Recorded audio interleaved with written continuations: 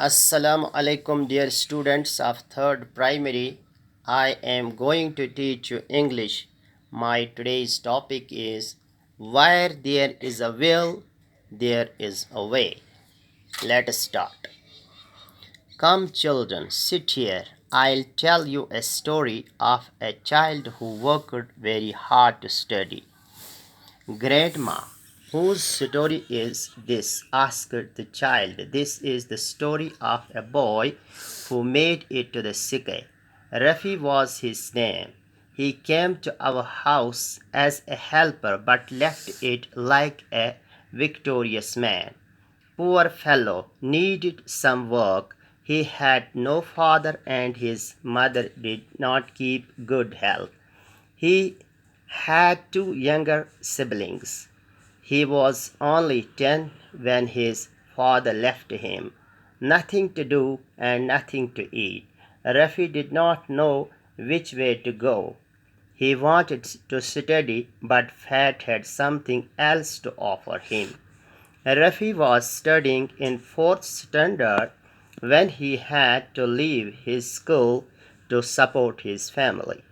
It was only a few bucks he earned that helped the family to survive. He joined a car denter's shop where he cleaned the cars and prepared tea for his master. The master gradually began to train him in mechanical skills. He missed his school, his class, his books, and friends. The hands which should have held pen were blackened with grease. Rafi wanted to study. From a meager salary of rupees 500, he saved some bucks and got books. After working hours, he would straight away go home and study. Anything that he did not understand, he would note it down and go to the headmaster's home on Sundays. The headmaster, sensing his passion to study, could do nothing but help him. This encouraged Rafi a lot. The headmaster enrolled him in class 10th and somehow he managed to pass his 10th class exams. Then he wanted to join the college, but he had neither time nor money. The headmaster introduced him to your grandpa, who agreed to keep him in the house. Rafi would do all the household chores during the day and study at night. The grandpa too sensed his passion to study, gave him some relief by teaching him in the evening for an hour. Rafi got so encouraged that he passed his graduation in the first division. All that he would buy from his salary was books. Rafi then wanted to join a university, but how would he support his family? He started giving tuitions to children after he came from the university and studied late in the evening. He topped the exams and struggled many years for a job. Ultimately, he was selected as a teacher in the university. He preferred to become a teacher because he believed that a teacher is an architect of the nation. Now, what lesson do you learn from Rafi's story? Where there is a will, there is a way. Do you know, children, that Abraham Lincoln was a very poor boy, but he worked so hard that he became the President of the United States of America? He was a poor man who walked several kilometers to attend his school. پیارے بچوں، زیر در سبق کا عنوان ہے ویر there is a will there is اے وے، جس کا مطلب ہے جہاں چاہ وہاں راہ. یعنی زندگی میں انسان جس چیز کو حاصل کرنے کے لیے انتھک جدوجہد کرتا ہے وہ آخر اس چیز کو پا ہی لیتا ہے. جیسے کہا گیا ہے کہ خدا ان کی مدد کرتا ہے جو اپنی مدد آپ کرتے ہیں۔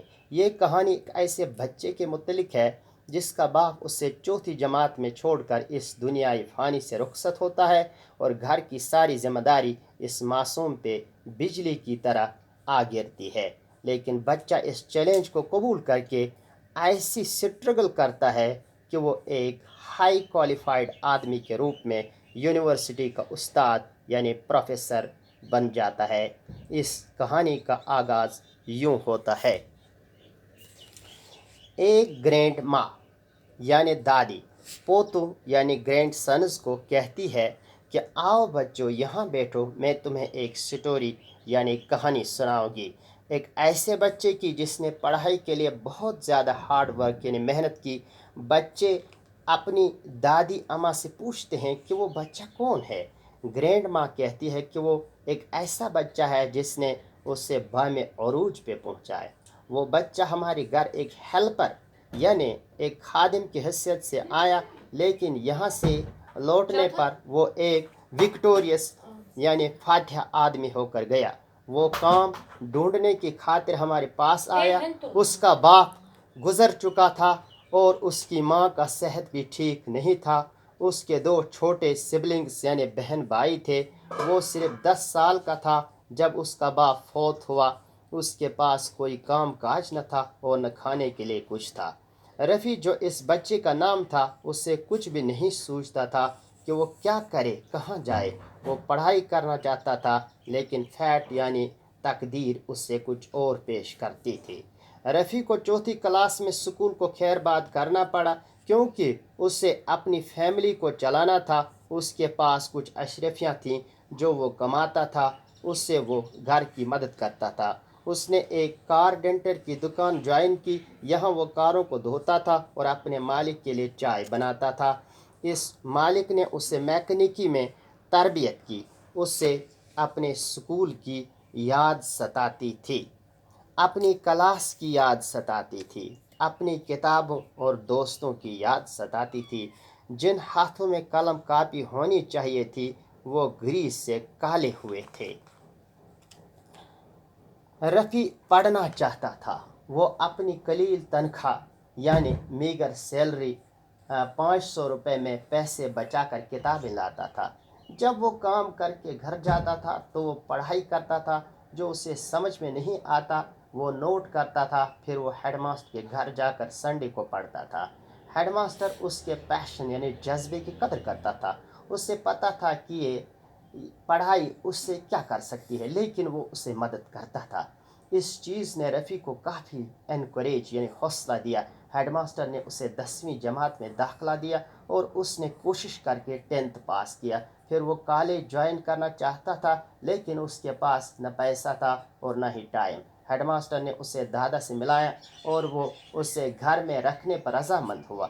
رفیع گھر کے کام کاج یعنی ہاؤس ہولڈ چورز دن میں کرتا تھا اور رات کو اپنی کتابیں پڑھتا تھا۔ گرینڈ پا یعنی دادا نے بھی اس کے جذبے کو سمجھا اور اسے 1 گھنٹے پڑھانے کا ریلیف شام کو دے دیا۔ اس چیز نے رفیع کو اور ہمت یعنی کوریج دی، یہاں تک کہ اس نے 1st ڈویژن میں گریجویشن پاس کی۔ جو بھی وہ سیلری میں کماتا تھا اس سے کتابیں خرید کر پڑھتا تھا۔ رفیع نے پھر یونیورسٹی جوائن کی لیکن اسے فیملی کو بھی سپورٹ کرنا تھا۔ وہ بچوں کو ٹیوشن پڑھانے لگا۔ جب وہ یونیورسٹی سے لوٹتا تھا اور پھر شام کو اپنی پڑھائی کرتا تھا، وہ امتحان میں ٹاپ کرتا تھا اور اس نے نوکری کے لیے کئی سال سٹرگل کی۔ بالآخر وہ یونیورسٹی میں استاد یعنی پروفیسر سلیکٹ ہو گیا۔